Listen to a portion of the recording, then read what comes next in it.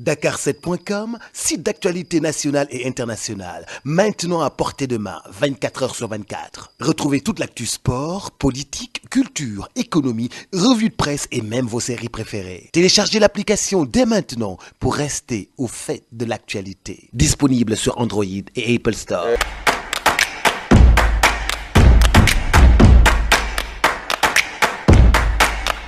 non mënul ne c'est-à-dire pour mu mën a ne bala nga naan naam da nga faa ne bala ngay dem naan ay 2018 ak 2020 day fekk nga taxaw déjà départ dans de bonnes conditions mooy lan da ngay organiser toute la filière mu nekk des chaînes de valeur yuy fonctionner nga xam ni baykat bi dafay bay ni mu war a bayee bu bayee ba pare day jébbale mbay mi ki ko war a jënd mu jënd ko jox xaalisam moom mu dem bayiwaat beneen saison ki jënd mbay mi nag daal di koy jël jébbal ko ñi nga xam ne ñoo koy usiné ñooñu ay prestataires de service lañ muy leen man qualité bii laa bëgg parce que day sélectionné ñi nga xam ne am nañ unité yu normé yu moderne yu mën a décortiquer dans de bonnes conditions ñooñu la ñuy sélectionné nit ñi rek loolu la ñuy agréé comme ni ñuy agréé les importateurs noonu ñoom la ñuy agréé pour ñu décortiquer ceebu Sénégal Made in Sénégal nii ñoo koy décortiquer pour nga décortiquer il faut ngeen ni machine ba am machine yi nga xam ne moom la ñëpp xam pour que ngeen mën a génne même qualité de riz que mu bañ a am des différences de qualité loolu rek la bu loolu amee yow dootoo nekk fii naan ceeb bu may ak ceeb bu importé te ngay gis ni ceeb bi ngay lekk daal neex na baax na ñun ñu la koy jox en tant que connaisseur en tant que commerçant ñu lay jox qualité bu baax nga di ko jënd di ko lekk di am jàmm su ko defee ki nga xam ne day bay day man di contractualiser ak société bi nga xam ne mooy jënd ci moom mbay mi bu fekkee dafa bëgg bay 10 000 tonnes day ñëw ni man d'accord naa bay 10 000 tonnes na defal ma contrat mu defal ko contrat mu jël contrat bi yóbbu ca banque am financé ko mu bay bu bayee domicilier paiement bi ci banque am jël xaalisam moom mu jël li des boobaa est-ce que kuy nekk fii di naxe wala di jël doo fay est-ce que da nga fi mën a tene mbaykat bi baykat bu jub bu ñëwee jël contrat liggéey professionnellement jël contrat bi jox banque bi labal ko mu bay bu bayee ba pare société bi koy fay ca banque ba lay fayee xaalis bi banque bi jël xaalisam moom mu jël lam dese bu bëggaatee dem jël contrat ñëw box banque bi waaw boobaa da ngay am ay baykat yu professionnel bu boobaa da nga am ay unité de décortiquage yu professionnel bu boobaa da nga am nag commerçant yu organisé waxuma ay informel organisé derrière une structure boo xam ne ñoom ñëpp dañ ciy jël seeni part man am naa ci 5% ci société bi yow am nga 10% ñu booloo société boobu ñun ñooy garantie société bi pour banque yi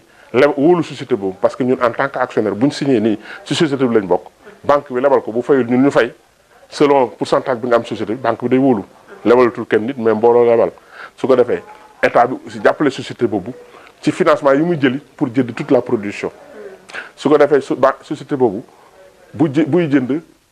xaalis bi ñu koy financé banque yee koy financé bu paree mu décortiquer xaalis bi muy jaayee ceeb bu weex bi moom lay fayee financement ba société bi day am xaalis léegi nag bu ñu nee li ñu jënd yëpp li ñu bay yëpp société bi moo ko jënd 500 000 tonnes la moo ko commercialisé te Sénégal 1 million de tonnes la ñuy consommé wala 1 million 200 000 différence bi 500 000 yi ñu jënd noonu yan commerçant ñoo ko jënd man jënd naa ci 10% ki jënd na 5% ñu ne d'accord yow am nga 10 kii am na kiis nangam ku ci ne ak sa pourcentage ñu def benn appel d'offre international boo xam ne dañ ni Sénégal soxla na 500 000 tonnes par exemple kan mooy postuler du ay multinationales yu nekk Europe de pays producteurs Thaïlande Inde Pakistan Vietnam ñoo naan Sénégal soxla na 500 000 tonnes c'est important léegi ñu ñëw xëccoo ñoom 5 pays yooyu man kii ni $200 kii ni $150 ñu xool ki nga xam ne moo ci gën a am proposition bu baax voilà ñu jëndante ko pour année bi bu déwénee ñoom dañu gën a xëccoo parce que gis nañ ne Sénégal jënd na 500 000 tonnes ci kii am na ci bénéfice Sénégal it am na ci intérêt ndax jënd na ca prix bu yomb waaw bu ñu jëndee prix bu yomb banque yi taxaw ñu ne léegi dañ koy indi pour combler le gap c'est pas des importations yoo xam ni dañuy indi lu ëpp la ñu soxla bañ koy denc muy pourri wala mu yàq wala ñu naan kan moo ko fi indi wala ndax ceebu plastique am na fi yooyu dutu amati parce que on sait que ceeb bi ñuy lekk yëpp fii la jóge est-ce que vous comprenez maanaam appel d'offre la Thaïlande moo ñu ko jaay wala Vietnam moo ñu ko jaay wala Inde moo ñu ko jaay wala Pakistan moo ñu ko jaay nii lañ ko indee est-ce que kon dina amati benn ceeb pirate bu ñëw fi est-ce que dina amati dutu amati su ko defee pour financer ko dañ naan léegi bateau bi par bateau de 25 000 tonnes la ñuy indi chaque mois